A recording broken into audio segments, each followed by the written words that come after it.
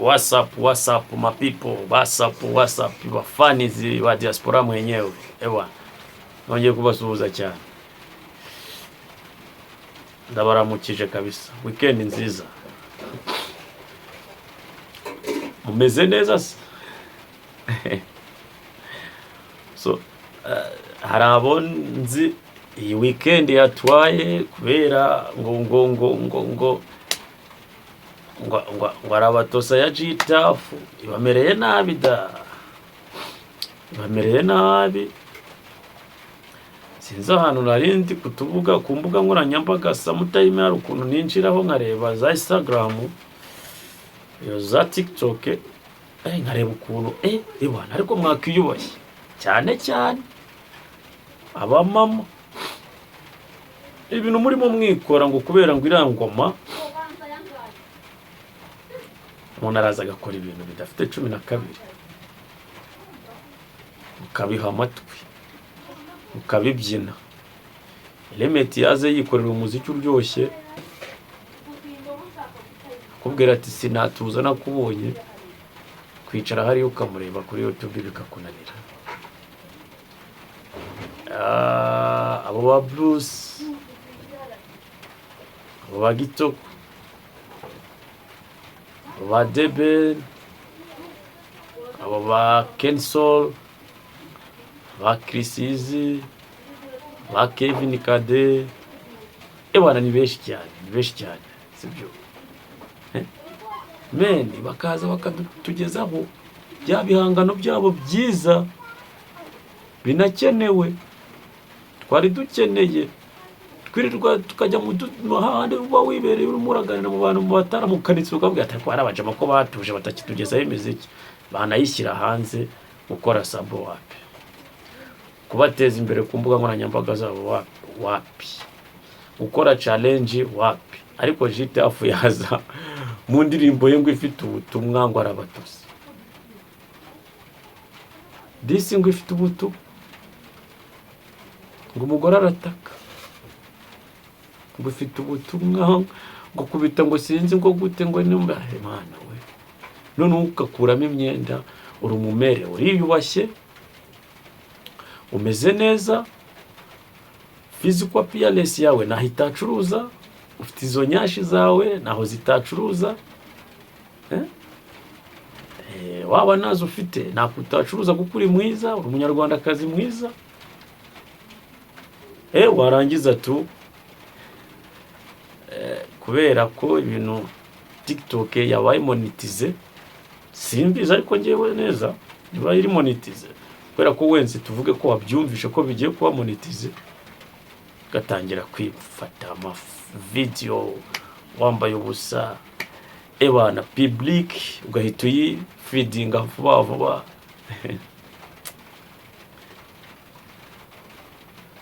mwari muzi neza yuko ibi bintu mukora mbibwirire muri murande benshi muri mwe murabizi ntago bino bijya bivaho. Niyo wapfa umwana wawe azabireba ubuvivure abari bazi yuko ngo urindakemwa babirebe, ugiye kugutangira ubuhamya ko ari umuntu udasanzwe w'intangarugero ya video yize bamunyomoze mwakitwararitse. Amafaranga ni meza pe, nta muntu bahuyanga, ni meza pe. Naranumvishe ngo hari uburyo ngo zino mbuga nkoranyambaga ngo ziyarekura mu madolari, urumva ni ibintu bidasanzwe kameme sibyo. Aho ngaho ni added value sibyo, nakarusho. Ariko se nta kuntu ushobora gukora ibintu byawe neza witurije ukabikora ubikunze kandi byiza, ukabifidinga abantu ari byiza, naho wihungabanyije nta no uhungabanyije, banyumva. Men komateri za fake kuri wowe ukareba buryo ki wazikusha mbere yuko zipushinga, kuko hariya wowe iyo utazikushije kuzikusha nta kundi ni kwa kundi uba ugomba gukora ibintu byiza. Iyo ngoma kujya hariya ngo nuko ngo ari iri gucuruza. Ese icuruza ryari? Icuruza ari uko mwebwe mwayikunze, mukayifidinga abantu, mukayisharinga abantu bakayikunda, nawe ukayikunda, kuko nawe wayisharinga utayikunze. Kandi ahanini ni aba babies, aba bakobwa beza, aba mama beza. Nta mugabo muri iyi minsi n'ahantu ndama umugabo wapfa kubyina arabatosa. Biriya bintu nako biri kubyinwa n'abagore.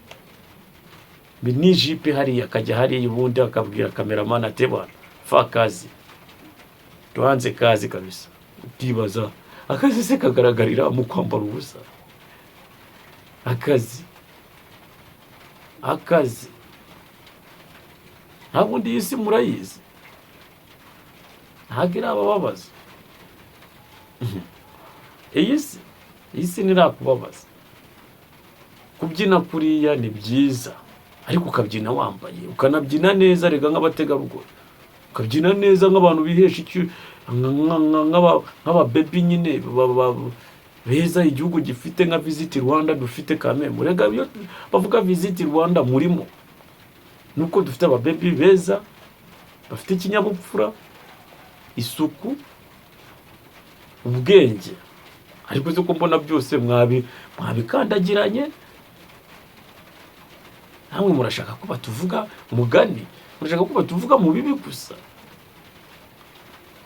Bakobwa bacu beza, mwiheshe icyubahiro nk'uko mwari mugisanga. Ako bari abahanzi n'abarondoreye bariya bose ntabwo bakora indirimbo nziza, ese mwagiye mubyina ziriya? Ko ntekereza kuko yose uko ibikoze kose hari uburyo ki wayibyinamo utahungabanyije abana bawe ejo bundi bagiye kujya bajya ku ishuri. Iyo za Riviera, za Rugunga, za Lycée do Kigali, za Lycée Sinzihe, za Notre Dame hehe, za GS hehe, groupe scolaire Sinzihe, ibintu nk'ibyo utabahungabanyije, kuko abana bawe muri ibyo bigo ndimo ndakubwira harimo abazajya kwigayo. Mbese nibajya kwigayo akicarana na mugenzi we babaye inshuti, akabwira ati ariko mama wawe numwe nabonye ari kubyina ngo kubita kuri kandi ngo umugore ngo arazaza n'amana. Ibaze nase uwo mwana yava ku ishuri agataha ari kujya kuri akabona naguri nyina ntanakubahe, ukagira ngo hari ibindi naho biba byaturutse. Kuko bagenzi be bamuharasinga akabona nakundi yabigenza, adakwiye akavuga ati nakundi mubano wanjye na mere ndawugabanya. Gahibaze mwana kwanga baramubyaye kubera iki? Za mbyino zawe zidafututse ngo nukubera moni za TikTok. Ubwo sibyo bimaze iki? Wambaye ubusa. Uzi ko kugira ngo ukore biriya bintu urutwa n'indangamirwa, kuko yibikora yihishe.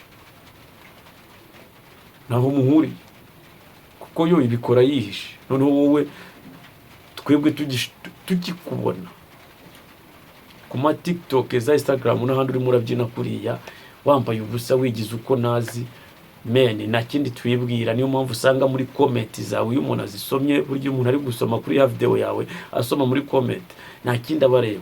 Niyo mpamvu usanga abajama beje ari kukubwira ati wamaye namba nkaza nagusura, ugashaka no gutukana muri comment kandi wimarketinze wowe wimarketinze. Many people twakubonye nta n'ikindi twibwiye, twamaze kubona yuko ni ibyo nyine tu twakesheje icyubahiro. Ikuzo kweri abantu baryiyake. Gitafu n'umuhanzi ngo ukizamuka wowe ufite mu mutwe, wowe urimo urayireba ukanayibyina kuriya. Sometimes hari nubwo wicarana n'abantu ukababwira ngo nize Lycée do Kigali, ngo mavuye ngo niga ngo for example Mount Kigali, cyangwa se hariya za IRK hariya za Gisozi, cyangwa se nize muri kaminuza y'Abarayiki hariya. Ibintu nk'ibyo ubeshya abantu ukanababwira yuko ngufite lisasi cyangwa se masters, ariko se ngiye nitwicarana ukambwira ibyo nzi uko nkubona kuri TikTok, nzimaje nako ibyo mbwiye abukuri. So ubwo nk'umuntu uri mu kigo cye ufite uvuga ati offers irahari ni mu deposit tubaha akazi, yakubona agakubwira ati bwane wowe ku mutima ashobora kutabikubwira nk'umuyobozi w'ikigo wa depoje, yes, ariko hari uburyo ari bunyereze kuri TikTok, anyereze za Instagram, abarakuboye yavuga ati uyu muntu se umeze ucyaha, uyu niwe turi buha akazi. Kongere yose iterane muri institute kanaka, nimara guterana bavuga ati wapi, reba undi udafite imyitwarire, kuko uzi twazamukira nawe directeur cyangwa se chairman w'ikigo uko byagenda kose, cyangwa se DG w'ikigo uko byagenda kose, nawe ejo yakugusha ugatana na famille yawe n'umugore wawe n'abana bawe, sibyo? Shaka undi, uyu muntu wapi? None wowe wakumva uri kujya depoza ahantu heshi hose bavuga ati no, ukibaza se ibigo nibyo nibyo bya fake, ukanemera ugahindura ikigo ukajya kwiga ahandi ngo kugira urebe kuzabona ubumenyi bwisumbuyeho, ariko n'ubundi bikaba byabindi sumenye kari ya ma videos yawe y'urukoza soni wirirwa gupostinga y'ubugoryi adafite 12, ako mwakuze ko ibyo bintu ntabwo bikwiye ku munyarwandakazi. Noneho impamvu mwebwe ari mwe ndi kwibanda abanyarwandakazi, mumenye ko Visit Rwanda ni mwebwe. Ejo bundi Bruce Melody yababwiye ngo ari kumwe na Perezida Paul Kagame, ntabwo wamwumvishe ukuntu yavuze ati Visit Rwanda ni twebwe nk'abahanzi. Erege mbere yuko ijya kwa ziriya nyamaswa nawe wayitangiriraho. Niba uri umwana mwiza wubatse nyashi zawe cyangwa se utarazubatse ariko ufite physical appearance yawe, ni gute wowe utaba Visit Rwanda? Ni gute utakimarketinga hariya ku mbuga nkoranyambaga kandi mu myitwarire myiza? Aba diaspora bakagukunda ejo bakaza ari wowe baje kuvisita, ni ukubera iki? Ariko utimarketinze nabi. Uzi ko umuntu wese ukubonye ubyina kuri yaba USA, yaba Canada, yaba France, yaba Belgique, yaba East Africa yose, yaba Afrique muzima, uko byagenda kose ukubonye nta kindi yimashino uyu mu baby yabikora neza, nuko nta bindi bintu ahita yimashino. Niyo mpamvu usanga muri commentaire akubwira ati please give your number,